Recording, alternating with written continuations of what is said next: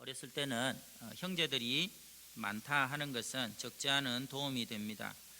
특히 같은 학교에 형이 다니고 있으면 큰 힘이 됩니다.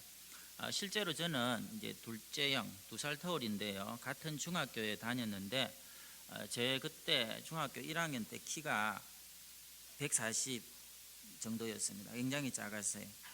그러니까 이제 찝쩍거리는 친구들이 있죠. 그때 어떻게 하느냐면 바로 3층에 있는 형에게 가서 얘기를 해버렸습니다. 그러면 형이 떡대가 이런 자기 친구들 몇 명과 함께해서 저희 교실에 와서 한마디 합니다. 누가 내 동생 건드렸어? 이렇게 얘기를 합니다. 야, 그때의 영광이란 경험해 보지 못하면 모릅니다. 형이 함께 한다 하는 거, 그 뿌듯함, 자신감 좋죠. 그럼에도 도움은 오래 가지 못합니다. 나이 들고 각자 사는 게 바쁘니까 요즘은 1년에 얼굴 한번 보기도 힘듭니다. 사람의 도움이라는 게 한계가 있죠. 그러나 하나님의 돌보심은 다릅니다. 보통 이제 우리 로마서 8장을 지금 하고 있는데요. 로마서 8장을 성경 가운데서도 엑기스라고 얘기를 합니다. 어떤 표현을 쓰느냐 하면 보통 성경학자들이 금반지 있죠. 금반지. 성경 말씀이 정말 금보다도 귀한 말씀이죠. 그 가운데 박혀있는 다이아몬드를 로마서 8장으로 우리에게 소개하고 있습니다. 자, 그런데 이 로마서 8장 가운데서 이 금반지 가운데서 가장 또 빛나는 그 부분을 결론으로 제시하는데 그게 뭐냐 하니까 하나님의 사랑에는 시간적 제약이 없다. 그래서 마지막에 사망이나 생명이나 현재일이나 장래일이나 지금으로부터 영원히 하나님이 우리 편이 되시기 때문에 누가 우리를 대적하겠느냐. 항상 당당할 수 있고 때때로 찾아오는 환난과 시험을 넉넉히 이길 수 있다. 이렇게 선언을 해버리는 것입니다. 자, 그러면 어떻게 우리를 도와주시길래 우리가 그렇게 승리할 수 있느냐 하는 것이죠. 2가지를 봅니다. 첫 번째, 우리의 기도를 도와서 승리케 하십니다. 26절을 우리 같이 읽도록 하겠습니다. 26절입니다. 시작. 이와 같이 성령도 우리의 연약함을 도우시나니 우리는 마땅히 기도할 바를 알지 못하나 오직 성령이 말할 수 없는 탄식으로 우리를 위하여 친히 간구하시느니라. 아멘. 오늘 본문을 보시면 우리에게는 마땅히 기도할 바조차도 알지 못하는 연약함이 있다 이렇게 말씀을 합니다. 실제로 신앙생활을 하다 보면 삶의 고난과 역경이 너무 몰아쳐서 기도를 해야 되는데 기도조차 할 수 없는 그런 상황이 있습니다. 아마 경험들이 있을 것 같아요. 이때 엎드리긴 하는데 나오는 게 기도가 아니고 완전히 넋두리입니다. 신세 타령인 것이죠. 그리고 어떻게 보면 탄식에 가깝습니다. 이때 하나님께서는 반드시 성령께서 옆에서 가까이에서 우리 곁에서 다가오셔서 함께 하실 뿐만 아니라 기도하신다. 열왕기상에 보면 엘리야의 얘기가 나옵니다. 엘리야가 이제 기도하지요. 엘리야가 이세벨의 공격과 이 사역의 중압감을 이기지 못하고 기도했는데 뭐라고 기도하느냐 하면 하나님 이제는 족합니다. 내 생명을 취하소서. 죽는 것이 사는 것보다 낫겠나이다. 쉽게 말해서 확 죽어버립니다. 죽여주세요. 저를 지금 데려가 주세요. 이렇게 기도를 했어요. 하나님이 그 소원대로 응답하시지 않은 게 사실 다행이지. 근데 분명한 것은 그 성경상에 놓이지 않지만 오늘 말씀을 근거로 우리가 확신할 수 있는 게 뭐냐 하면 성령님께서 바로 그 기도를 드리는 엘리야 옆에서 함께 안타까운 마음으로 기도하고 있었다는 것이죠. 이렇게 기도하십니다.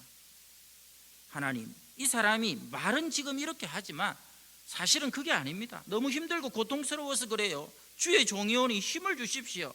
다시 일어날 수 있는 힘과 능력을 주셔서 이 엘리야가 남은 사명을 감당하게 해주세요. 그리고 하나님은 천사를 보내어서 떡과 물로 위로하시고 새 힘을 주시죠. 여러분, 하나님이 누구 기도 들으신 겁니까? 엘리야의 기도를 들었습니까? 성령님의 기도를 들으신 거예요. 예전에 수술 전 신방을 가니까 우리 여자 집사님이 이제 수술을 앞두고 이제 들어가시는데요. 그 남편분이 참 애틋하시더라고요. 그러니까 수술로 기도를 하고 이제 들어가면 이제 수술까지 가는 복도가 있지 않습니까?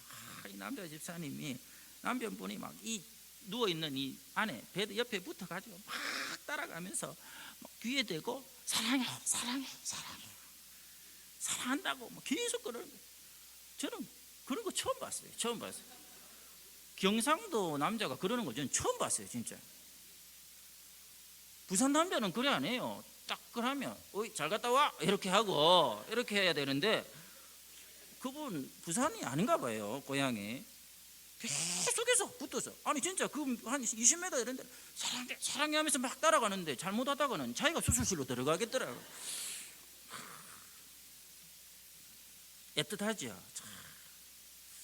속으로 진지하게 잘하지 뭐 이런 마음도 좀 들기도 하고. 근데 이 부인 집사님이 나중에 깨어나서 제가 신방을 갔는데 뭐라고 얘기하냐니까요. 목사님 마취해서 깨어나고 이게 아마 여기저기 막 묶어놓고 이게 너무너무 부자연스럽고 또 순간순간 밀려오니 통증 때문에 힘들었어요. 목사님 제발 하나님 절 데려가 달라고 기도해 달라고. 제보고 그렇게 얘기하는 거예요. 하나님 차라리 그냥 데려가 달라고 기도해 달라고. 오죽했으면 그럴까 싶어요. 그렇게 자기가 밤에도 기도한다는 거예요. 하나님 그냥 이대로 그냥 데려다 달라고. 근데 이때 누가 기도하신다고요? 밤새도록 주의 성령께서 그의 침상을 지키며 기도하시는 거죠. 사랑한다, 사랑한다, 사랑한다. 하나님께서 너를 사랑한다 말씀하시면서 회복해 달라고 기도하시죠. 실제로 이분 결국 보름도 안 돼서 퇴원하시고 지금도 엄청나게 건강하게 지내고 계십니다. 하나님께서는 성령께서 하시는 기도를 들으십니다. 우리도 마찬가지죠. 내 기도대로 다 됐으면 좋겠다. 절대 그렇지 않습니다. 제가 이거 100%입니다. 100%. 여러분이 원하는 대로 만약에 됐잖아요. 여러분 기도한 대로 이 자리에 있을 사람은 아무도 없습니다. 지금 좀 저기 어디 날아다니고 있을 겁니다. 5대양 6대주를 날아다니든지 이 봄날에 내가 여길 왜 있나. 저부터 그럴 겁니다. 저부터 나를 위해 함께 기도하신 성령님이 기도하셨기 때문에 여러분이 여기까지 와 예배하는 줄로 믿으시기 바랍니다. 자, 그럼에도 여기서부터 중요합니다. 이것은 그러면 성령님께서 기도하면 나는 기도 안 해도 되나? 이런 뜻은 절대로 아니에요. 나는 당연히 기도를 해야 됩니다. 하지만 우리의 기도가 초점이 흐려질 수도 있고요. 때로는 방황하는 가운데 할 수도 있고요. 때로는 육신이 너무 피곤하고 심령이 공고해서 그냥 엎드려 있는 것 말고는 아무것도 할 수 없을 그때에 그럴 때에다도 성령은 오셔서 내 기도를 도와주신다는 거죠. 그러니까 내 입술로는 표현이 제대로 되지 않는 내 마음 속에 있는 간절한 소원, 내 의식 깊은 곳의 소리까지, 나의 신음 소리까지, 그 안에 담겨 있는 실제적인 우리의 소망까지 하나님께 담아서 성령께서 전달해 주시는 거죠. 그러니까 우리는 여전히 힘을 다해 기도해야 되는 것입니다.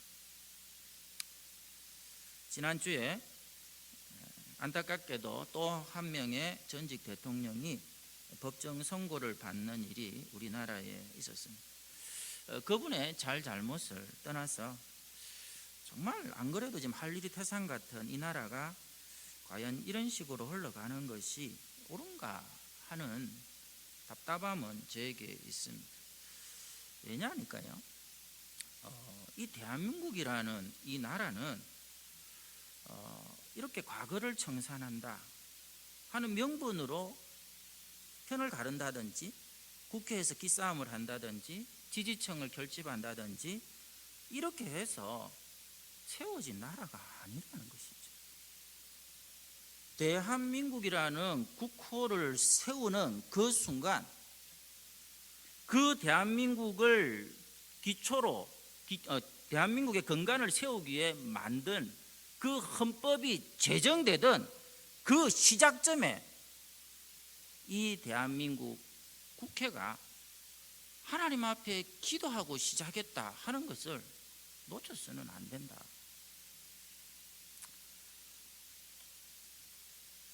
(1948년) 정확하게 70년 전입니다.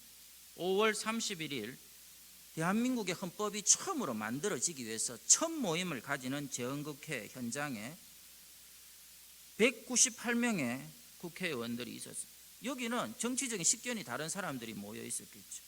개회에 앞서 당시 임시의장을 맡았던 이승만 박사가 이 나라가 이렇게 일제에서 독립을 하고 이제 광복을 하고 독립국으로 인정받게 된 것은 누가 뭐라고 해도 하나님의 은혜라고 저는 생각합니다. 안 믿는 사람들이 많이 있으니까.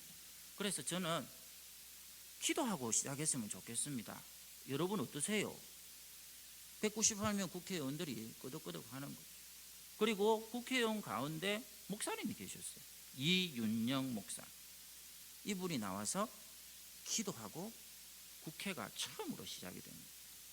제가 그 전문을 한번 읽어드리겠습니다. 우주와 만물을 창조하시고 인간의 역사를 섭리하시는 하나님, 이 민족을 돌아보시고 이 땅에 복을 내리셔서 감사에 넘치는 오늘이 있게 하심을 진심으로 감사드립니다. 하나님께서 오랜 세월 동안 이 민족의 고통과 호소를 들으시고 정의의 칼을 빼셔서 일제의 폭력을 굽히셨으며 세계인의 양심을 움직이시고 우리 민족의 염원을 들으심으로 역사적인 환희의 날이 우리에게 오게 하시고 하나님의 섭리가 세계 만방에 드러나게 하심을 믿습니다. 하나님, 아직까지 남북이 둘로 갈린 이 민족의 고통과 수치를 씻어주시고 우리 민족, 우리 동포가 손을 같이 잡고 웃으며 노래 부르는 날이 우리 앞에 속히 오게 해주시기를 기도합니다. 하나님, 민생의 도탄이 오래 갈수록 이 땅에 악마의 권세만 확대될 것이오니 거룩하신 하나님의 영광이 속히 이 땅 가운데 임하기를 원하나이다. 우리에게 독립을 주신 하나님, 이제는 남북의 통일을 주시고 또한 민생의 복락과 아울러 세계의 평화를 허락하여 주시기를 간절히 원하나이다. 우리 주 예수 그리스도의 이름으로 기도합니다. 우리나라는 기독교 국가가 아닙니다. 그리고 지금보다 기독교인의 숫자가 훨씬 더 작았을 때입니다. 그런데도 첫 국회의 시작을 기도로 했어요. 그 기도로 시작해서 우리 역사의 고비고비마다 교회와 성도들이 산에서, 기도원에서, 교회에 모여서, 골방에서 피땀 흘려 기도하여 지켜진 나라예요. 오늘날 성도들이 모여서 정치 얘기하는 것은 옳지 않습니다.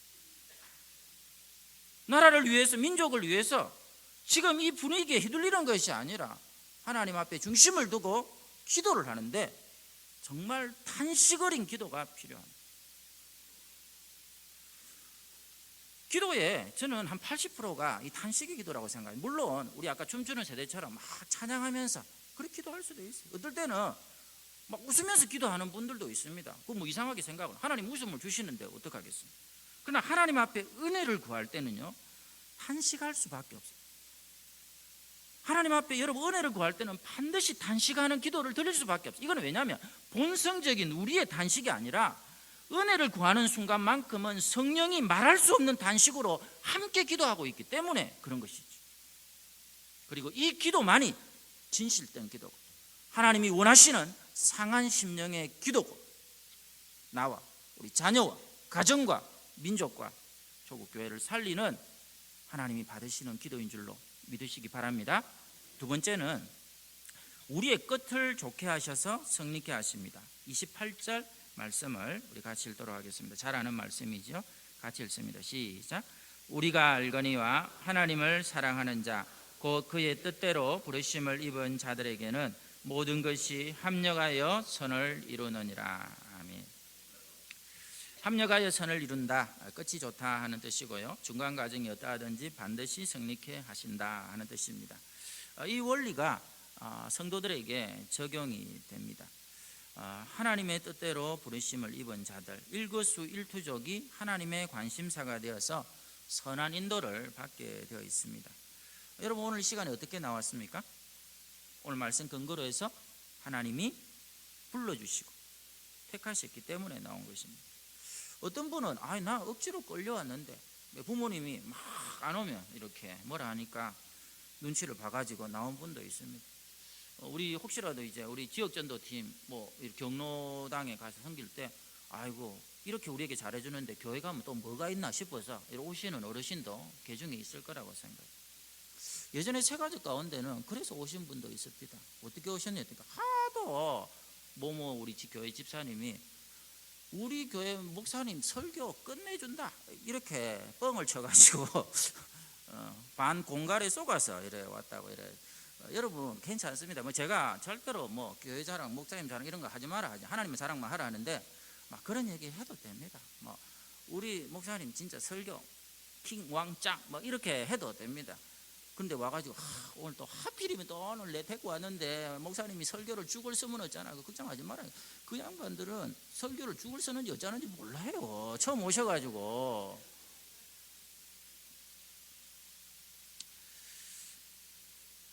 때로는 하나님께서 이렇게라도 우리를 불러주시고 그분을 바라보게 하셨다 이렇게 생각을 합니다. 자, 그런데 이 말씀에서 이제 주목해야 되는 게 뭐냐 하면 합력하여 선을 이룬다 이 말씀이 너무너무 좋은데 합력하여 선을 이루는 그 대상자가 누구냐 하면 하나님을 사랑하는 자다 하는 것이죠.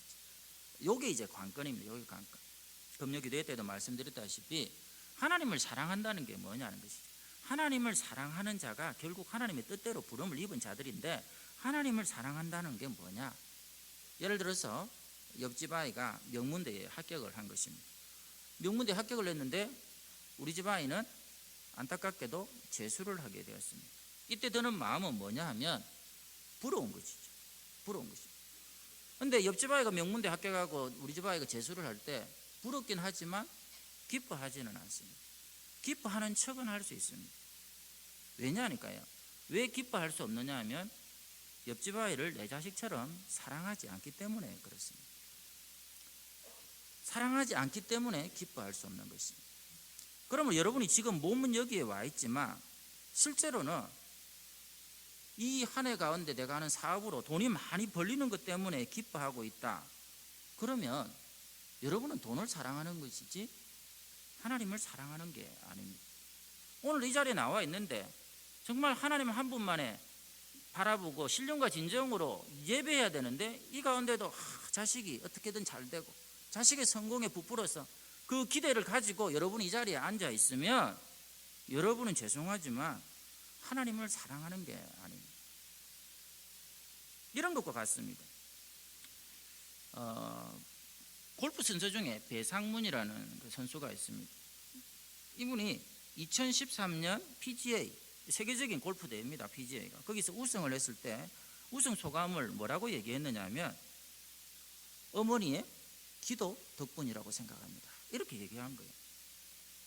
그 보는 순간에 드는 마음이 뭡니까? 목사로서 막 마음이 흥분이 되는 거예요. 이 설교 시간에 얘기해야겠다.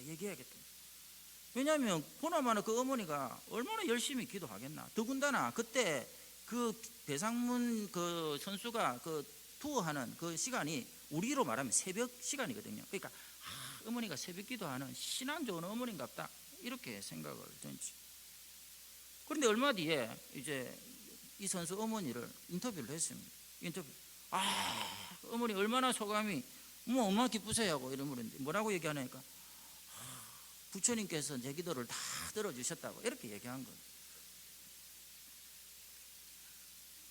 그러니까 그 새벽 시간에 새벽 기도한 게 아니고요. 새벽 불금을 드리고 있었다. 열심히 그것도 드리고 있었다 하는 사실이죠. 잘 기억하십시오. 여러분 기도가 다 같은 기도가 아닙니다. 하나님으로 기뻐하고 하나님으로 만족하면서 드리는 게 기도예요. 사실 다른 데서 하는 그것을 기도라고 부르는 것도 저는 동의할 수가 없습니다. 다른 이름을 좀 붙였으면 좋겠어요. 하나님으로 먼저 기뻐하는 것이 하나님을 사랑하는 것이고요. 그 하나님을 사랑하는 자의 기도만이 결국은 합력하여 선을 이루는 거예요. 이게 아니고 지금도 여러분 마음속에 돈이 차 있고요. 명예에 대한 욕심이 있고요. 성공에 대한 꿈이 있고요. 무병장수로 인해서 내가 다 기뻐하고 그래서 드리는 기도라면 하나님의 관점에서는 불공을 드리는 것과 다를 게 없어요. 여러분이 다른 데 가서 엎드리고 비나이다 하는 것과 전혀 다를 바가 없다는 거예요. 기도는 대상이 하나님 한 분 외에는 있을 수가 없는 것이죠. 오늘 합력하여 선을 이룬다는 것은 여러분 세상이 말하는 전화위복이나 새옹지마의 의미가 아니에요. 때로는 우리 자녀들이 직장 생활하다가 밀려가지고 지방으로 갔어요. 지방으로 갔는데 세상에 거기서 어떤 아가씨를 만났는데 세상에 이 아가씨가 보통 아이가 아니라 우리 집안의 가문을 일으킬 만한 그런 배경을 가진 아가씨라고. 그러니까 아이고 지방으로 가서 안 되는 줄 알았는데 나중에 보니까 이 장화씨하고 잘 되면 우리 가문이 그야말로 일어나겠다가 하나님께서 합력하여 선을 이루시. 이런 게 아니에요. 그거는 세상이 말하는 전화위복이에요. 전화위복이 성립될 수 없는 게 예수 그리스도 아는 자에게는 결코 정죄함이 없기 때문에, 화가 없기 때문에 복도 없는 거예요. 화에서 이어지는 반전을 이루는 복은 없는 거예요. 그 모든 화라고 생각하는 것 자체가 하나님께서 우리를 단련해 가시고 가장 좋은 것을 위해 사랑의 손길로 빚어가시는 시간인 거죠. 사랑하는 성도님들, 자 그렇다면 뭐냐는 거예요. 합력하여 선을 이룬다, 이 말씀 들으면 아멘 여러분 하는데, 합력하여 선을 이룬다는 게 궁극적으로 무엇을 뜻하느냐? 29절에 그 답이 나와 있습니다. 29절을 같이 읽도록 하겠습니다. 29절입니다. 시작. 하나님이 미리 아신 자들을 또한 그 아들의 형상을 본받게 하기 위하여 미리 정하셨으니 이는 그로 많은 형제 중에서 맏아들이 되게 하려 하심이니라. 아멘. 여기 보시면 하나님께서 합력하여 선을 이루는데, 그렇게 되면 어떻게 되느냐 하면 하나님의 아들의 형상을 본받게 됩니다. 우리를 통해서 하나님의 아들, 누구시죠? 예수 그리스도의 형상이 드러나게 되는 게 합력하여 선을 이룬 결과다 하는 것이죠. 이게 선의 실체입니다. 예수님처럼 사는 게, 쉽게 말해서 예수님처럼 사는 게 합력하여 선을 이룬 결과입니다. 예수님께서 이 땅에 계실 때 사람들이 그런 얘기 했습니다. 가이사에게 세금을 바치는 게 옳습니까? 라고 물었을 때에 예수님이 뭐라고 얘기했느냐 하면 동전을 하나 가져와라. 그러면서 이 동전에 누구 형상이 새겨져 있나? 가이사의 형상이. 그때 하신 말씀이 뭐죠? 가이사의 것은 가이사의, 하나님의 것은 하나님에게. 다소 알레고리칼한 해석일 수 있지만 여러분, 우리 안에는 누구의 형상이 있습니까? 하나님이 자기의 형상대로. 창세기 1장에 나오죠. 우리 모든 인생들 가운데 특별히 하나님의 뜻대로 부르심을 받은 모든 성도 안에는 하나님의 형상이 새겨져 있습니다. 그러므로 우리는 누구의 것? 하나님의 것이. 하나님의 것은 하나님에게. 이게 합력하여 선을 이룬 마지막 모습. 우리 삶이 하나님께 드려져야 되는 거예요. 의의 병기로 드려지는 것입니다. 예수님처럼 말하고 생각하고 행동하고, 때로는 말씀을 가르치고 예수님처럼 섬기고 치유하고 그리고 전하며 살아가는 게 합력하여 선을 이룬 하나님이 우리에게 그토록 찾으시는 모습이라는 거죠. 이 예수님의 형상을 이루기에 주님이 필요하면 성령께서 옆에서 기도하기도 하시고요, 필요하면 길이 없는데 홍해 바다를 그냥 갈라버리시기도 하시고요, 길을 잇대어 주시기도 하시고, 절벽 앞에 길을 내시기도 하시고, 우리 앞에 놓인 태산 같은 것들 편지로 만들어 버리시는 하나님의 일하심도 보게 하신다. 이게 오늘 말씀의 약속입니다. 그러니까 내가 예수님의 형상을 닮아서 그분의 형상을 드러내는 아들로 살아가는 데 있어서 마음껏 하나님이 걱정하지 마라, 뒤에서 밀어줄게 하시니까 누가 우리를 대적하리요? 이 고백이 이어서 나오는 것이죠. 그러므로 여러분, 우리 앞에 놓인 어려움의 과정들은 믿음의 눈으로 바라보셔야 돼요. 힘들고 어려운 게 분명히 있습니다. 그러나 예수님 닮아가게 하는 극적인 승리를 위한 하나님의 시간이라 보셔야 돼요. 여러분, 학생들에게 문제 출제해 보신 분, 우리 선생님들도 여기 계신데 아실 거예요. 문제를 출제하는 사람은 반드시 답안을 먼저 확정한 다음에 문제지를 나눠줍니다. 문제지 다 풀고 난 다음에 아이들이 다 답 적고 난 다음에 그때부터 답을 찾는 선생님은 아무도 없습니다. 마찬가지 우리 삶의 모든 문제는 하나님 안에 이미 답이 있습니다. 그러니까 인생의 해답 대신 하나님께 초점을 맞추고 하나님을 바라보고 십자가를 붙들고 성령을 의지하며 살아가면 여러분 삶의 모든 영역의 문제들은 능히 해결되는, 길이 열리게 되는 겁니다. 내 삶의 모든 문제들은 정답 인생을 살아가는 과정이었다 하는 것을 알게 되는 것이죠. 합력하여 선을 이룬다 하는 얘기를 독특하게 설명한 목사님 한 분이 계십니다. 이 얘기를 하고 말씀을 마무리하겠습니다. 잭 하일스 목사님인데요, 이렇게 설명을 합니다. 나는 베이킹 파우더를 싫어한다. 그거 뭐 때문에 먹냐? 밀가루도 싫어한다. 아유, 그게 무슨 맛이냐? 소금 정말 별로다. 이것도 저것도 다 싫어. 이것 저것도 다 싫은데 싫어하는 그 모든 것들을 다 반죽해서 구웠더니 세상에 내가 제일 좋아하는 따뜻한 비스켓이 만들어지더라. 하나님이 우리를 이렇게 인도하시고, 때때로 우리가 겪는 상황 하나하나는 원치 않은 일일 수도 있습니다. 그러나 그 모든 것을 합력하여 가장 멋지고 가치 있고 보람되고 그러면서도 행복한 비스켓을 안겨다 주시는 하나님의 손길이다. 이걸 꼭 기억하시고 오늘 이 자리 가운데 임하시는 성령의 도우심으로 세상의 풍랑에 절대 지지 마시고 이기되 넉넉히 이기시는 승리의 주인공들 되시기를 축원합니다.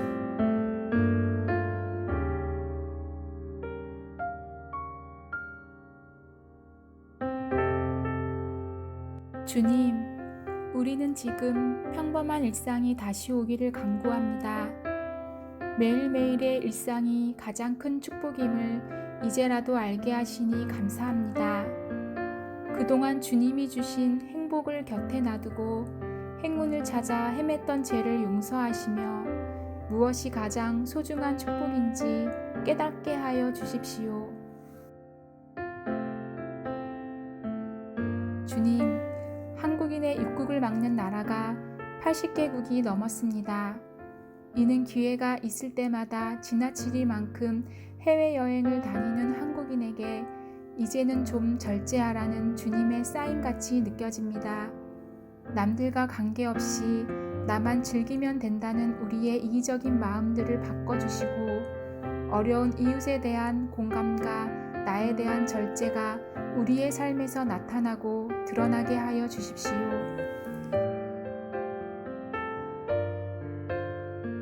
주님, 마스크 없이는 하루도 살 수 없는 세상이 되고 말았습니다. 이는 그동안 너무 많이 무책임한 말을 내뱉고 아무렇지도 않게 퍼날랐던 우리들에게 조금 더 침묵하며 살라는 주님의 명령 같습니다. 내 입을 막으며 적게 말하고 진실만을 전하기 위해 노력하게 하여 주십시오.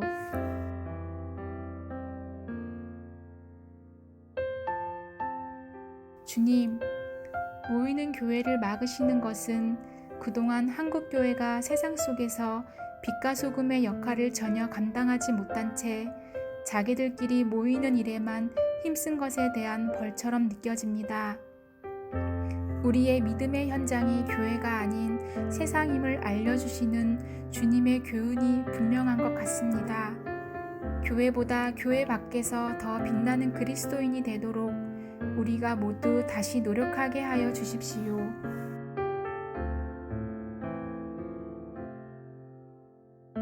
교인이 5만이니 10만이니 하는 것이 모두 거품인 것을 알게 하신 주님, 하루아침에 예배당의 교인들은 없어질 수 있음을 깨닫게 하시니 감사합니다. 우리의 관심이 교인의 수에만 있고 교회의 자랑이 그 크기에만 있었다면 이제 그 마음을 돌이켜 참된 자랑이 무엇인지를 생각하게 하여 주십시오. 나의 자랑이 천박한 교회 크기가 되지 않게 하시고 내 기도의 간구가 경쟁에서의 승리가 되지 않게 하여 주십시오. 오직 존귀한 그리스도 예수만이 우리의 자랑이 되게 하여 주십시오.